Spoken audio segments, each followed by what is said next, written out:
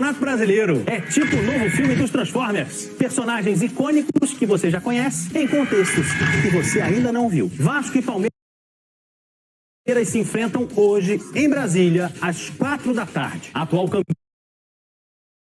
campeão, o Palmeiras segue buscando o topo e tá chegando, hein? Por isso é que eu sou treinador e vocês são jornalistas. Enquanto o Vasco faz um campeonato de recuperação. Começou brigando pra não cair, hoje briga pela vaga na Libertadores. E também pra não cair, né? Porque no Brasileiro, quem não fez 45 pontos ainda tá brigando pra não cair.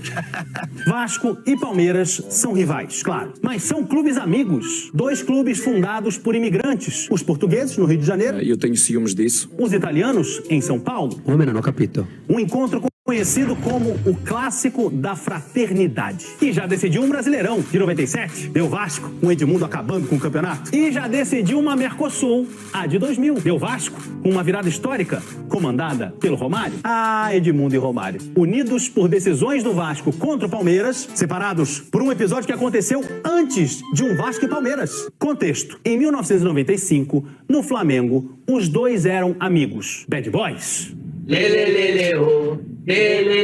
A com bad boy do seu time já pode comemorar. Depois viraram inimigos. Para Romário e Edmundo. O Vasco tem tudo para ser um reino de paz.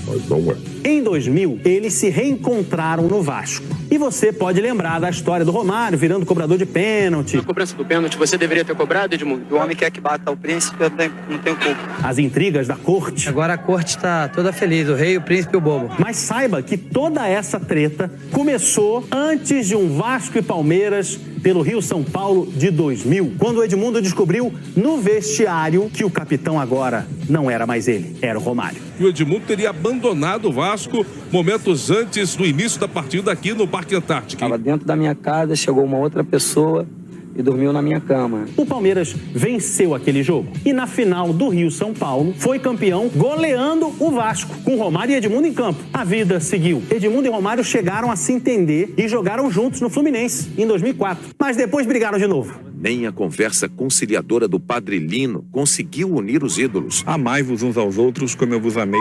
Hoje em dia eu não sei como é que tá. E se os dois seguem como, provavelmente, o maior exemplo de amigos que viraram rivais no esporte, Vasco e Palmeiras seguem como o exemplo dos rivais que são amigos. O Clássico da Fraternidade, hoje, às 4 da tarde. O Vasco vai mandar essa partida fora do estado do Rio de Janeiro e há algumas preocupações, né, sobre respirar. Além disso, respirar eu acho que é a maior delas. As condições, né, de saúde, se será possível jogar a bola em Brasília, não será insalubre, mas também sobre o gramado do Mané Garrincha e houve, acho que, mudanças, né, um replantio, enfim. André Barroso tem informações pra gente sobre a partida e também sobre o gramado do Mané Garrincha. Diga aí, boa tarde. Oi Camila, Lofredo, Gonza, tudo bem com vocês? Olha só, amanhã tem Vasco e Palmeiras aqui no Mané Garrincha às 4 da tarde. Vasco e Palmeiras vão inaugurar um gramado novinho. O gramado do Mané Garrincha foi totalmente trocado recentemente para uma série de partidas e esse jogo de amanhã é o primeiro. Então o Vasco é o mandante, trouxe esse jogo para Brasília. Durante a semana o técnico Rafael Paiva fez vários testes durante os treinamentos. O Ryan tem grandes chances de ser titular na ponta direita. O certo é que o Paiva vai ter à disposição o zagueiro João Vitor. Ele volta de suspensão. Vasco está em 9º lugar no Brasileirão, não perde há 6 rodadas. A tendência é que o Felipe Coutinho continue como opção no banco de reservas, agora mais leve, mais tranquilo, depois de ter marcado o gol de empate contra o Flamengo. Pelo outro lado, o Palmeiras vem na vice-liderança do Brasileirão, precisa vencer para continuar colado no Botafogo, né? Nesse momento a diferença é de 3 pontos só. O Palmeiras que não vai ter o Caio Paulista, lateral esquerdo, está suspenso. O atacante Estevão, craque, está machucado, lesão muscular na coxa esquerda, mas o técnico Abel Ferreira vai ter à disposição novamente o Zé Rafael. Zé Rafael cumpriu parte da suspensão por causa daquela briga no jogo contra o São Paulo, mas o Palmeiras conseguiu um efeito suspensivo para utilizar o jogador. A tendência é que ele comece no banco de reservas, mas é mais uma opção aí para o técnico Abel Ferreira. Palmeiras que vem numa boa fase também, 4 vitórias seguidas, então temos expectativa de casa cheia aqui amanhã. Mais de 62 mil ingressos já foram vendidos para essa partida. Tá certo, pessoal? Essas são as informações aqui de Brasília. Um abraço a todos. Valeu, André. Obrigada pelas informações. Então, do ponto de vista do gramado, parece que... De longe parece bom. Melhor. As informações que a gente tem também dos repórteres, né, que acompanharam é de que tá bem melhor do que a gente já viu nas últimas temporadas. Mané Garrincha foi um dos estádios que já sofreu muito com gramados em péssimas condições, né? Então, importante para termos um grande jogo, como a gente imagina que seja esse Vasco e Palmeiras, pelas últimas atuações dos dois times, mas tem um peso diferente aí. Eu acho que podemos ter mudanças dos dois lados, mas olhando, por exemplo, para o Palmeiras, ainda que com muitas alternativas, mas não ter o Estevão é um peso diferente para esse time do Abel, né? Para o campo, não tem substituto para o Estevão. Não tem substituto para o Estevão. O Estevão já é o substituto do Hendrick. Né? Já é o substituto do Hendrick. Então, fica numa situação mais difícil para montar um ataque. Mas ele tem jogadores de muita qualidade para escalar lá. Inclusive jogadores que ele não utiliza praticamente mais, que é o caso do Dudu, né? Que está finalizando seu contrato, está finalizando aí sua história do Palmeiras. Resta saber como é que vai ficar essa questão de contrato. Mas ele tem elenco para colocar um time muito forte em campo para fazer uma partida em que é fundamental a vitória para a disputa do título. Ele já vai saber o resultado do Botafogo, tá? Então, fundamental a vitória para o Palmeiras para posicionar ali, até como líder, talvez, né? Tem condição do Botafogo perdendo, o Palmeiras ser o líder. E uma derrota para o Palmeiras não vai tirar o Vasco dessa briga.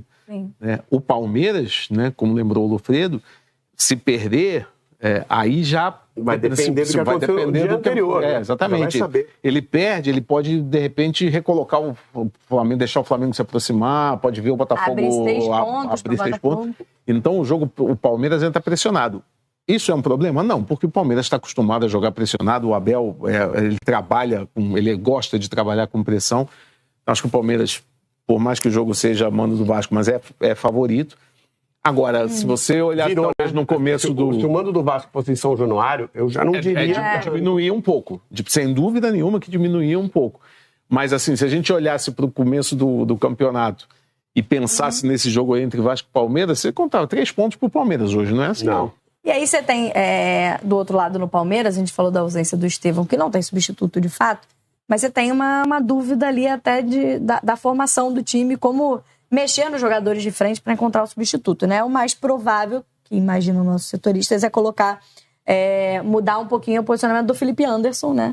E do Rony, para ter Rony, Felipe Anderson e Flaco Lopes, já que você não tem o Estevão. E me parece, dentro do que o Abel costuma fazer nas últimas partidas de alterações, o mais provável, né? Não consigo... A gente consegue imaginar ele usar Rômulo? Não, nem tem, não tem jogado. Ou o Dudu, como o Lofredo lembrou, que já vem tendo oportunidades.